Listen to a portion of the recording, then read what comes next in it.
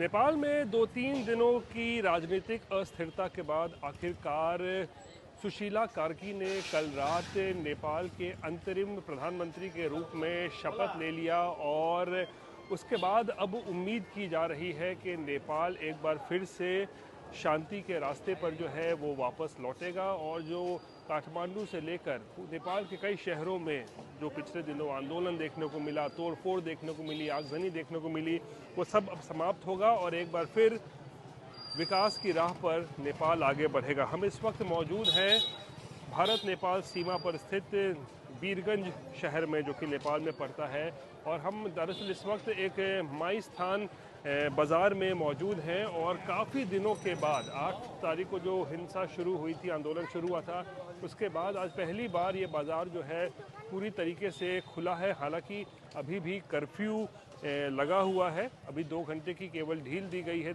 सुबह के वक्त में। उसके बाद एक बार फिर जो है 10 बजे सुबह से कर्फ्यू जारी हो जाएगा, लेकिन 2 घंटे की ढील में हम देख सकते हैं किस तरीके से काफ़ी सारे लोग जो हैं वो अब बाज़ार आए हैं ज़रूरी चीज़ें ख़रीदने के लिए, और दुकानें भी खुली हैं और कुछ लोग भी हमारे साथ यहाँ पर मौजूद हैं।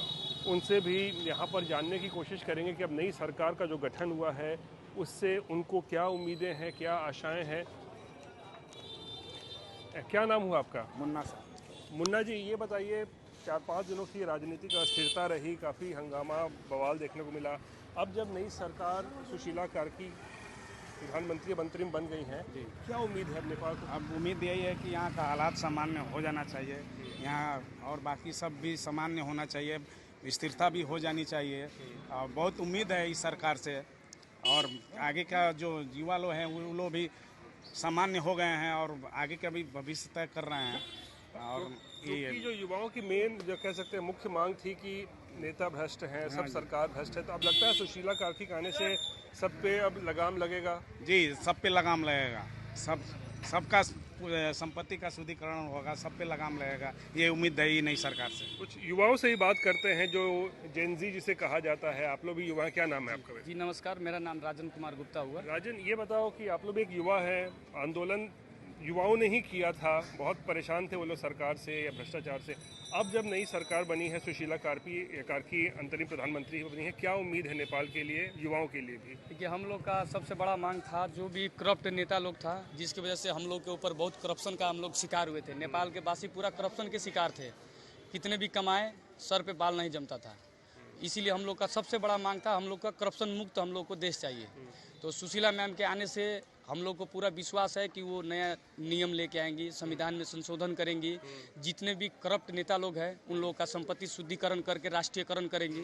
जो भी अनलीगल तरीका से वो लोग ब्लैक मनी सब रखा है लोग, उसको कब्जा करके नेपाल सरकार के ढुकटी में उसको रखेगी बोल के विश्वास है।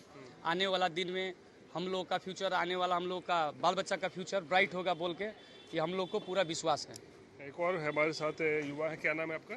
मेरा नाम भी राजन कुमार हुआ। अच्छा राजन, ये बताइए, बहुत सारे जो लोग हैं यहाँ पर इस बात का जिक्र कर रहे हैं कि संपत्ति का शुद्धिकरण होगा, तो ये बहुत बड़ा मुद्दा था कि आप लोगों को लगता था कि भ्रष्टाचार बहुत व्याप्त है सरकार में, या जो मंत्री हो, प्रधानमंत्री हो, जो प्रधानमंत्री जो पीछे केपी शर्मा ओली थे, वो तो पूरे करप्ट के मास्टरमाइंड थे और करप्शन में पूरे देश को धकेल चुके थे। लेकिन जो हमारी नवनियुक्त प्रधानमंत्री सुशीला कार्की मैम जो बनी हुई हैं, इनसे हम लोगों को यही उम्मीद है कि जो करप्शन है, जो प्रशासन का दमन है जनता के ऊपर, ये सब खत्म होना चाहिए हर हाल में, और जो करप्ट नेता हैं उनको अविलंब जेल में डालें और संसद विघटन करें। उसके बाद का जो कार्य है, जैसे भंसार को सुचारू करें, राजस्व को सुचारू करें, जिससे देश चल सके, आम जनता जो बॉर्डर पार से काम करता है उसको काम करने में सहूलियत हो, जो प्रशासन दमन करती है उसको अविलंब बंद करे कार्की सरकार। यानी कि जो पर्यटन जो है वो भी अभी ठप पड़ा हुआ है, और व्यापारी अभी भारत में पर्यटन तो पूरा ठप पड़ा हुआ है। पर्यटन को भी आगे बढ़ावा देने के लिए जो पुलिस का दमन होता है, जैसे कि इंडियन गाड़ी आने के बाद जो उन लोगों पे वर्चस्व जमाया जाता है, बिन काम का फाइन लिया जाता है, वो सब फाइन को बंद किया जाए, दुर्व्यवहार को बंद किया जाए और व्यवहार में तब्दील किया जाए।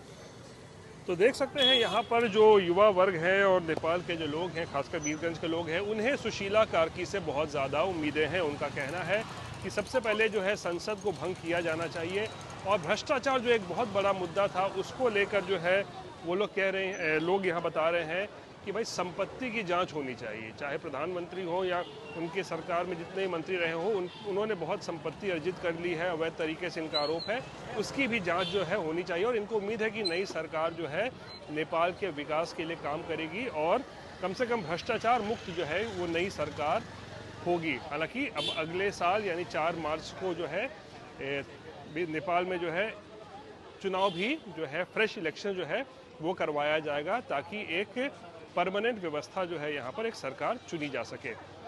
कैमरा पर्सन दीपक कुमार के साथ रोहित सिंह, बीरगंज, नेपाल आज तक।